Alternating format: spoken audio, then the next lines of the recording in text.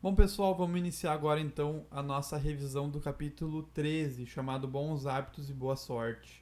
A essência desse capítulo é basicamente nos apresentar a questão do bom hábito, que é a virtude, e a influência que tem a boa fortuna ou a má fortuna para uma pessoa, tá? Então, virtude, bom hábito, um bom exemplo, uma boa analogia para ilustrar o que é isso. Pensem que para que uma pessoa seja feliz, existe um caminho correto, um caminho bom para ela e vários que vão dar errado. E a gente precisa sempre tentar se manter nesse caminho, no caminho próprio nosso, que é bom para nós, certo? Então, bom para o homem no sentido humano, com os elementos individuais de cada um, certo? Que compõem este caminho, certo? O caminho de todos, de cada pessoa, não é o mesmo, certo? Ele é diferente porque cada pessoa é diferente, mas ele tem uma essência igual ali. Então, o caminho bom para uma pessoa é esse, dessa essência boa, né, que é igual para todos, juntado com as coisas que é bom para cada indivíduo, em específico, né, dentre os bens reais, aqueles que são mais próprios a cada um.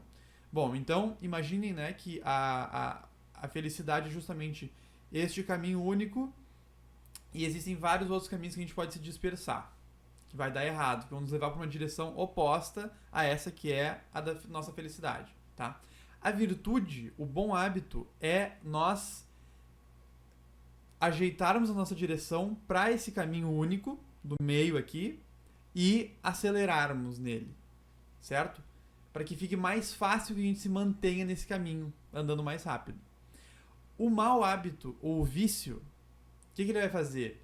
Ele vai nos desacelerar no bom caminho, neste único bom caminho, e vai mudar a nossa direção para qualquer outro lado, certo? E esse outro lado vai ser um caminho ruim, que não vai nos levar para nossa felicidade, certo? Então, quando a gente está com algum vício, com algum mau hábito, o que a gente tem que fazer no mau hábito?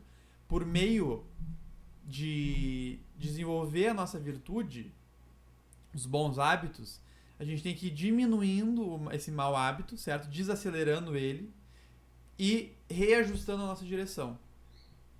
Então, no momento que a gente conseguir fazer isso, a gente vai poder de novo acelerar para esse caminho de felicidade, por meio da virtude.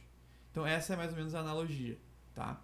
E então o capítulo fala sobre isso e também sobre a questão da sorte, porque não basta que uma pessoa tenha a virtude, tenha as virtudes, tenha os bons hábitos, mas que não possa praticá-los, certo? Se a pessoa não puder pôr em prática esses bons hábitos, não vai ser feliz, tá? Então é por isso que em Aristóteles, diferentemente dos estoicos, que consideram que a felicidade seja a própria virtude, em Aristóteles a gente vê que não, tá? Para que a gente realmente atinja a felicidade, não basta que a gente detenha os bons hábitos, detenha a virtude, mas que a gente pratique elas, para que a gente tenha os meios necessários para praticar ela. Digamos que tu seja uma pessoa que tenha a virtude da generosidade. Tu nunca vai poder ser generoso se tu não tiver ali meios para que seja generoso. Então, que tu tenha uma pessoa ali na tua frente, né, numa sociedade, que tu possa ser generoso com ela, que tu tenha algum recurso para que tu possa dar para essa pessoa, que tu tenha algum conhecimento que tu possa transmitir para essa pessoa, entende? Para que tu aplique a virtude da generosidade que tu tem, que tu pode ter esse bom hábito, tu precisa de algumas coisas a mais. Então, a boa sorte, a boa fortuna, ela envolve essa questão. Ela tá aí. Mas, apesar disso, sempre é melhor ter a virtude. Mesmo uma pessoa que tenha a má fortuna, ela vai se dar melhor se ela tiver a virtude. Certo? Porque mesmo que venha esses tempos difíceis, essa infortúnia, ela vai conseguir lidar melhor com nesse período turbulento por ter as virtudes. Então ela vai valorizar mais aquilo que ela pode fazer no futuro por ter a virtude do que ficar presa e se vitimizar nesse momento de infortúnio, certo? E se as coisas forem boas, se ela estiver num momento bom e tá com uma boa sorte ali, né, a boa fortuna, os elementos estão chegando, ela consegue aplicar com totalidade essa virtude dela, tá? E então ele dá essa resposta das virtudes por quê? Porque a gente já sabe que a boa vida é esse caminho único. Acontece que o homem, ele pode se perder entre os bens reais e os bens aparentes. Concorda comigo? O homem, ele pode pensar que um bem que ele está procurando ali naquele momento, ou está fruindo dele naquele momento, seja um bem para ele, mas na verdade não é. Então o homem é capaz de se enganar.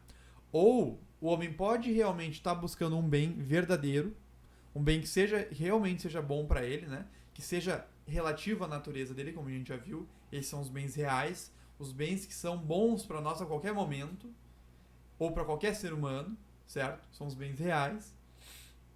E esse bem ser menor do que outro. Então ele está buscando um bem menor, quando deveria estar buscando um bem maior. Por que ele deveria estar buscando um bem maior? Porque buscando um bem maior, um bem que é mais propriamente bem, mais desejável ainda que esse menor aqui, se tu buscar esse, tu vai montar um plano para buscar os menores também. Mas os menores vão estar ordenados ao maior. E aí tu vai ter um bom caminho. Por exemplo, o dinheiro, ele pode ser, ele é um bem, certo? Mas se tu estiver focando na tua vida, o teu plano para buscar dinheiro, por buscar dinheiro, isso não vai ser próprio, não vai ser um bom plano. Não é próprio a tua natureza fazer isso. Por quê? Porque a tua natureza, decorre da tua natureza, que o dinheiro seja apenas um bem enquanto meio. O dinheiro é utilizado para outros bens posteriores a ele, maiores que ele. Então eu trabalho para que eu tenha dinheiro, para que eu possa comprar esse microfone, esse celular, para que eu possa gravar essa aula, que é um bem maior do que o microfone, do que o celular e do que o meu dinheiro que eu usei para comprar eles. Entendeu? Então, eu tendo essa visão, quero gravar esta aula, que é um bem maior que esses aqui. Preciso do celular e do microfone. Para comprar eles eu preciso de dinheiro. Então, não vai ser um problema eu buscar o dinheiro, porque essa atividade de buscar o dinheiro vai estar coordenada com esse fim maior. Tá? E agora entra a virtude. Por quê? Porque eu poderia me perder nessa atividade. Eu poderia buscar mais dinheiro do que eu deveria. Porque o homem não sabe, as coisas não são bem definidas, não são estáticas. A gente tem que encontrar o caminho do meio, certo? O equilíbrio. Nem de mais, nem de menos. No caso do dinheiro aqui, das outras coisas, né? O dinheiro é o nosso exemplo. Então, por meio das virtudes, eu vou conseguir me manter nesse caminho do meio. Nem dinheiro de mais, nem dinheiro de menos. O dinheiro adequado para que eu possa passar para o meu próximo bem. O microfone e o celular. Nem celular de mais, nem celular de menos. O celular necessário para que eu possa gravar a aula. Nem aula de mais, nem aula de menos. O necessário para que eu possa transmitir o que eu quero para vocês. E assim a gente vai indo. Então as virtudes vão nos mantendo nesse equilíbrio, certo? E aí nesse capítulo ele já nos apresenta algumas virtudes morais, certo? A virtude moral nada mais é do que o bom hábito de fazer as escolhas certas, né? Porque a moral é relativa à escolha, a deliberar. A filosofia moral é quanto à ação deliberativa do homem, capaz de deliberar. Então a primeira virtude que ele nos mostra aqui é a virtude da temperança, que é justamente eu ter esse equilíbrio quanto aos prazeres corpóreos, certo? Porque o prazer é um bem também. É bom para o homem sentir prazer, mas numa dada medida, vinculado a um bem maior. Então, eu tenho um prazer comendo, maravilhoso, mas por eu receber prazer comendo, eu vou ficar comendo para sempre? Não, porque inclusive isso vai ter uma hora que vai parar o prazer e eu vou começar a sentir dor, que é o contrário de prazer, né? Que é, não o contrário exatamente, mas é o oposto, digamos assim, certo? E então eu preciso da temperança para que eu saiba comer, por exemplo, até uma certa medida, e aí eu paro. E tu aplica isso para todas as outras coisas que envolvem os sentidos, envolve o corpo, certo? É para isso que serve a temperança, a virtude da temperança. A virtude da coragem, ela vai ser essa capacidade de fazer boas escolhas quanto a mesmo que eu vá sentir uma dor, por exemplo, muito grande, eu não ceda, eu faça aquela boa escolha mesmo assim, mesmo que eu vá sofrer. Porque esse bem vale a dor. Só que o ser humano, por natureza, não quer ficar sentindo dor. Certo? Então eu vou ter que me esforçar. Eu vou ter que, a partir da minha razão, controlar o meu corpo para que ele realmente sinta essa dor com um fim maior em mente. Certo? E aí entra a coragem. Tá? E depois, no finalzinho do capítulo, a gente já começa a colocar outras pessoas no jogo, não só o indivíduo. Já começa numa parte mais política, certo? Que vai ser a virtude da justiça. Que a virtude da justiça é essa boa escolha relativa aos outros. Então eu não vou fazer pro outro aquilo que eu não quero que ele faça comigo. Certo? Eu vou procurar ser justo com o próximo. Boas escolhas relativas a ele. Por quê? Porque eu posso errar quanto às outras virtudes. Por exemplo, tenho muito dinheiro, mais dinheiro do que eu deveria. Tem grandes chances de eu estar fazendo um mal para outra pessoa, quando eu poderia fazer um bem para ela, ser justo com ela, por exemplo, pegar parte do meu dinheiro e doar para ela, ou alguma outra ação beneficente, tá? Comprar um livro e dar para ela. Se eu tivesse essa virtude da temperança, da generosidade, da coragem, as virtudes todas alinhadas, eu pegaria esse dinheiro, faria alguma boa ação para essa pessoa, alguma ação justa, e essa pessoa seria beneficiada, né?